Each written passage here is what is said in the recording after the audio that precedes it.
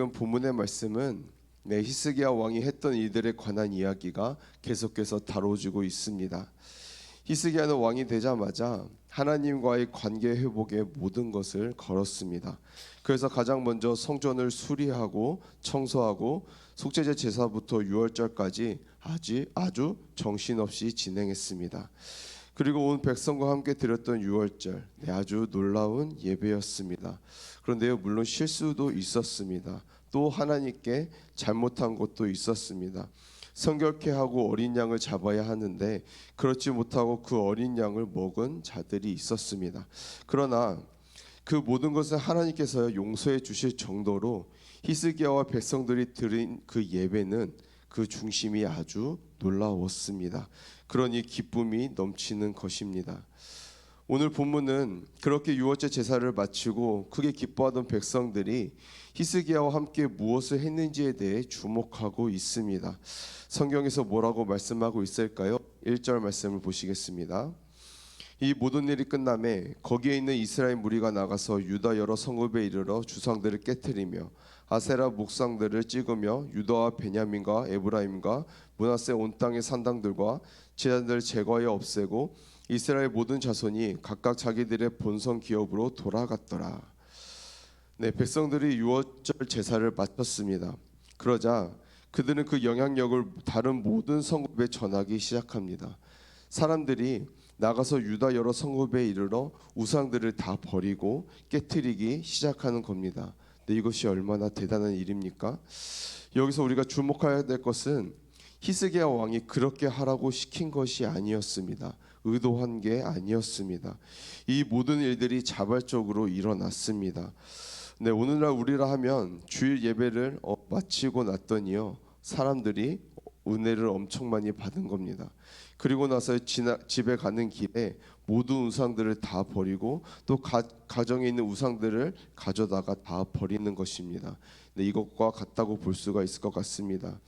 저는요, 우리가 드리는 이 예배가 각 가정에서 영향력을 행사하는 그런 놀라운 능력이 있기를 간절히 소망합니다. 심지어 북이스라엘에서 왔던 사람들이 있지 않습니까? 그들도 돌아가는 길에 산당과 제단들을 다 없애는 것입니다. 그리고 나서 히스기야는요, 본격적으로 자기가 원했던 개혁을 하기 시작합니다. 그것이 어떤 개혁입니까? 2절 말씀인데요, 2절에서 어떤 개혁을 시작을 하냐면 히스기야가 제사장들과 레위 사람들이 성전에서 열심히 일하게 하는 겁니다. 근데 왜 히스기야가 왜 이것을 명령하고 있는 것일까요? 가장 기본적인 일들이요, 진행되지 않고 있었기 때문입니다. 그러자 히스기야는 다른 성의 제도를 만들거나 정치적인 세력을 만들거나 이런 것들을 한 것이 아니라 오직 성전에 봉사하는 자들의 직무를 확정하여서 그 일들이 원활하게 진행되도록 하는 것입니다. 그래서 번제와 화목제가 제때 드려지게 하고 성전을 섬기며 감사하며 찬송하는 이들을 그들에게 순서대로 맡기고 있는 것입니다. 또 이 모든 것이 원활하게 진행되기 위하여 왕의 재산 가운데, 그러니까 자기 재산의 일부를 정해서 정기적으로 드리는 것입니다. 율법에 기록된 대로 아침, 저녁, 번제와 안식일과 또 초라후 번제에 쓰도록 합니다.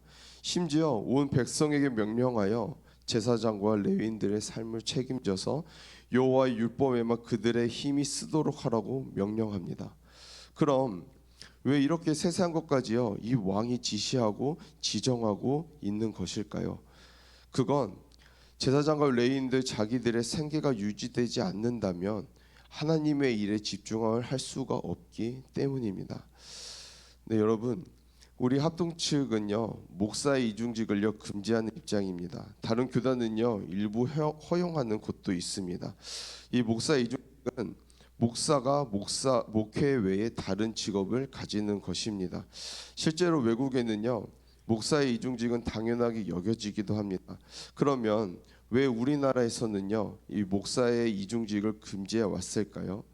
그건 어떠한 경우에도 목회자가 일을 하다가 자신의 거룩성을 유지하지 못할까봐, 무엇보다 목회는 전념해야 된다, 자신의 삶의 모든 시간을 들여서 전념하는 것이 옳다라고 생각했기 때문입니다. 그러나 네, 최근에 와서 분위기가 바뀐 것은요, 경제적으로 너무나 어려운 것입니다. 또 코로나 이후 온라인으로 예배를 드리는 성도들이 많아지다 보니까 정말 목회자의 생계 문제가 너무나 심각해진 겁니다. 그러니 부분적으로 이중직을 허용하자는 목소리가 나오고 있습니다. 이는 오늘 본문에 나오는 유대 땅도 같은 병영이라는 것을 보여주고 있습니다. 하나님께서 레위 자손에게요 따로 기업을 주시지 않았고 그저 성전에서 봉사하도록 했습니다. 백성들이 드리는 11조를 통하여 생활하고 다른 시간들은 오직 성전을 향한 봉사와 율법을 가르치는데 전념하도록 말씀하셨습니다. 근데 문제는 하나님을 경외하지 않는 왕들이 들어서면서 백성들도 하나님 앞에 온전히 예배하지 않고 11조를 드리지 않다 보니까 도저히 이들이 생활이 되지 않는 겁니다. 그래서 자신이 섬기던 그 성전에서의 일을 떠나 돈은 벌러 나가는 레위인들이 많아졌고 점점 성전이 무너지는 결과를 낳게 되었던 것입니다. 그래서 히스기야는 다시 한번 이 체계를 확립하는 겁니다. 왜 그랬습니까? 30장에서 그는 온전한 예배를 드렸고 너무나 멋진 유월절 잔치를 벌였지만 그는 단 한 번의 놀라운 은혜의 예배로 끝내고 싶지 않았던 것입니다. 앞으로 계속 이스라엘 땅에, 이 남유다의 땅에 더욱 온전한 예배가 매 순간 드려지길 원했던 것입니다. 그러니 가장 먼저 성전에서 봉사한 자들을 챙기는 겁니다. 히스기야는 성전에서 제사장들이, 레위인들이 주님의 일에 집중을 하려면 그들이 먹는 것에 있어서 어려움이 없어야 된다고 생각을 했습니다. 그리고 그래야만 제대로 된 예배가 드려질 수 있다고 보았습니다. 결국 그렇게 왕의 명령이 떨어지자 어떤 일이 일어납니까? 5절에서 7절 말씀을 보시면 왕의 명령이 내리자 곧 이스라엘 자손이 곡식과 포도주와 기름과 꿀과 밭의 모든 소산의 첫 열매들을 풍성히 드렸고 또 모든 것의 11조를 많이 가져왔으며 유다 여러 성읍에 사는 이스라엘과 유다 자손들도 소와 양의 12조를 가져왔고 또 그들의 하나님 여호와께 구별하여 드릴 성물의 12조를 가져왔으며 그것을 쌓아 여러 더미를 이루었는데 셋째 달에 그 더미들을 쌓기 시작하여 일곱째 달에 마친지라. 네, 뭐라고 합니까? 왕이 온 나라에 온전한 12조를 드리라고 하자 그랬더니 사람들이 기뻐하며 그 예물을 가져오는 것입니다. 그것도 곡식, 포도주, 기름, 꿀, 모든 소산물, 소와 양 그리고 여호와께 드릴 성물들을 가져오기 시작하는 겁니다. 그럼 이 모든 일이 어떻게 이루어지게 된 겁니까? 왕의 명령 때문입니까? 아닙니다. 온 이스라엘의 예배의 기쁨, 그 예배의 기쁨, 즐거움을 맛보았기에 가능했다는 겁니다. 그러니까 그 모든 더미들을 쌓았는데 어찌나 많은지 그 쌓는 데만 무려 4달이 걸렸습니다. 얼마나 큰 은혜입니까? 히스기야도 백성들이 이렇게 많이 가져올지 몰랐던 것 같습니다. 그래서 하나님께 감사하고 이스라엘 백성들에게 축복하고 그리고 묻는 겁니다. 이 모든 것이 어떻게 된 거냐고.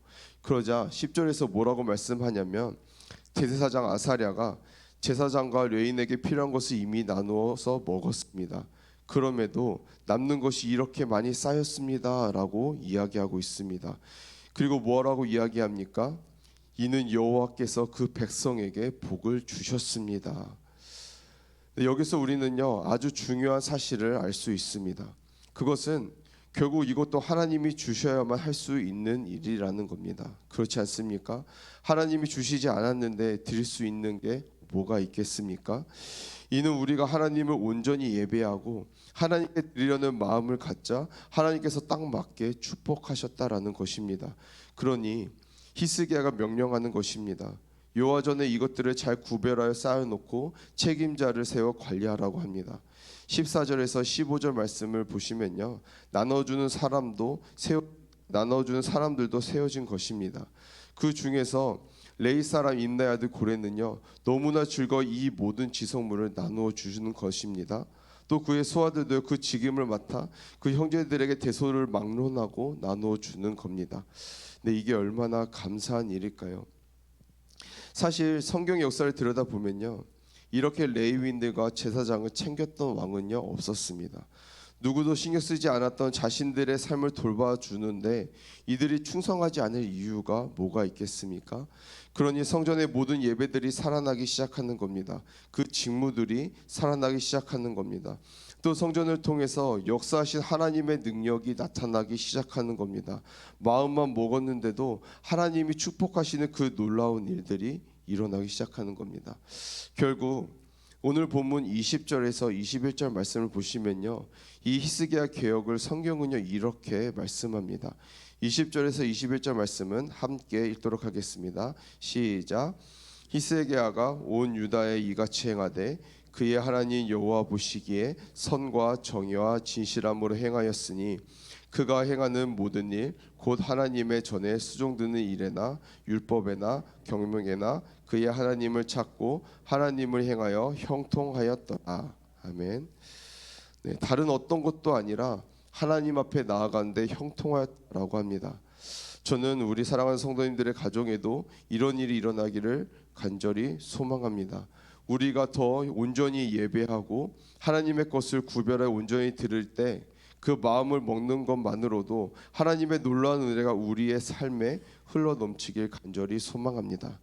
그래서 교회를 위하여 하나님 나라를 위하여 흘러 넘치는 복을 흘러낼 수 있는 그런 가정과 삶이 되기를, 하나님의 형통을 맛보게 되기를 간절히 소망합니다. 아멘이십니까? 아멘. 기도하시겠습니다.